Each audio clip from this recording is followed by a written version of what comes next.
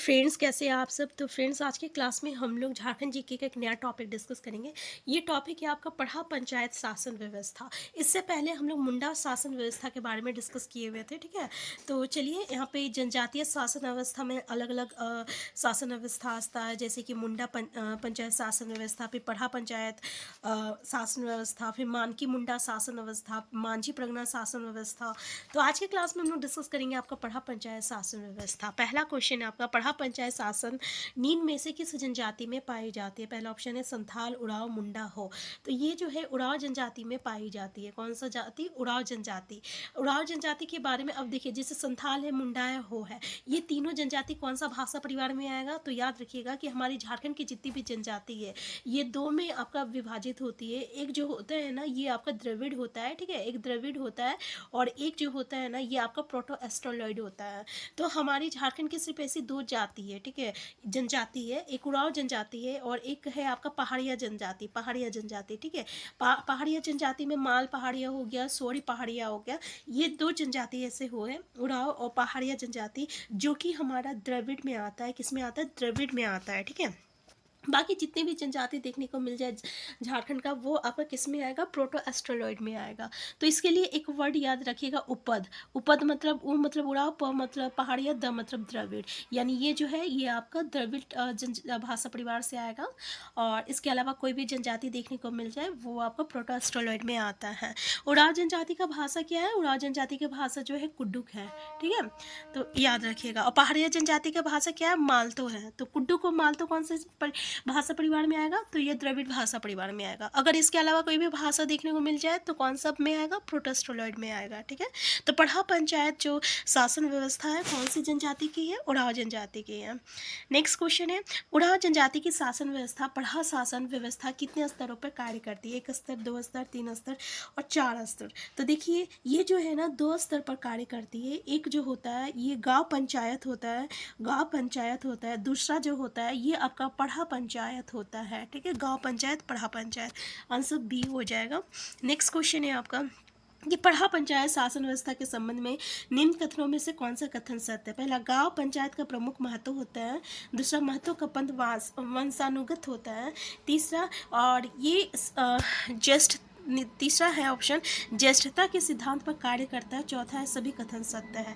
तो इसमें क्या बोल रहा हूँ, कौन सा कथन सत्य है? तो ये चारों स्टेटमेंट हमारा बिल्कुल सही है, ठीक है। वंशानुगत मतलब समझ रहे ना, जो कि हेरिडेटी चलता है, जैसे पापा, दादा के बाद पापा, पापा के बाद बेटा, जो भी रहेगा, ठीक है। नेक्स्ट है, पढ़ा पंचायत शासन व्यवस्था में महतो को अपनी जीविका के लिए जमीन दिया जाता है, जिसे निम्न में से किस नाम से जाना जाता है? महतोई खेत, भंडारगिरी खेत, पहनई खेत, और इनमें से कोई नहीं। तो इसको हम लोग महतोई खेत कहते हैं। क्या कहते हैं? महतोई खेत कहते हैं, ठीक है। नेक्स्ट क्वेश्चन है आपका, पढ़ा पंचायत शासन व्यवस्था में निम्न में से गांव का पुजारी होता है। पाहन, पांडे, पुजारी, पाहन, पुरोहित। तो गांव का पुजारी कौन होता है पढ़ा पंचायत शासन व्यवस्था में? तो पाहन कहेंगे हम लोग। क्या कहते हैं उसको? गांव का पुजारी को पाहन कहते हैं। आंसर ए हो जाएगा। नेक्स्ट क्वेश्चन है, पढ़ा पंचायत शासन व्यवस्था में गांव के कार्यकाल कितने वर्ष का होता है? इसका कार्यकाल, जैसे सीएम का कार्यकाल होता है ना 5 साल के लिए, तो इसका कितना होता है?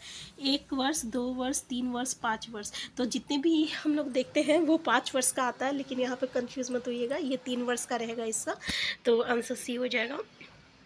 नेक्स्ट है, पढ़ा पंचायत शासन व्यवस्था में भंडारी का कार्य क्या होता है? शुद्धिकरण करने का, दंड में मिले सामग्री को बांटने का, संदेशवाहक का, ये इनमें से कोई नहीं। तो हमारा आंसर क्या है? संदेशवाहक का। संदेशवाहक का। संदेशवाहक मतलब क्या होता है? मतलब कि जो गांव में संदेशवाहक क्या होता है? देखिए, जिस गांव में राजा का भंडार होता है ना, तो उस गांव के जो प्रभारी होता है, वो भी भंडारी होता है, और उसको जीविका के लिए ज़मीन दिया जाता है, और उसको हम लोग भंडारगिरी खेत कहते हैं, ठीक है। क्या कहते हैं? भंडारगिरी खेत कहते हैं। और संदेशवाहक तो समझ रहे हैं ना, कि जो कि गांव-गांव में कुछ अगर संदेश रहेगा, तो उसको पहुंचाना का जो काम करता है, उसको कहते हैं। तो इसको भी ज़मीन दिया जाता है, ठीक है ना। और इसका जो ज़मीन दिया जाता है ना, उसको हम लोग कहते हैं भंडारगिरी कहते हैं। क्या कहते हैं? भंडारगिरी कहते हैं, ठीक है।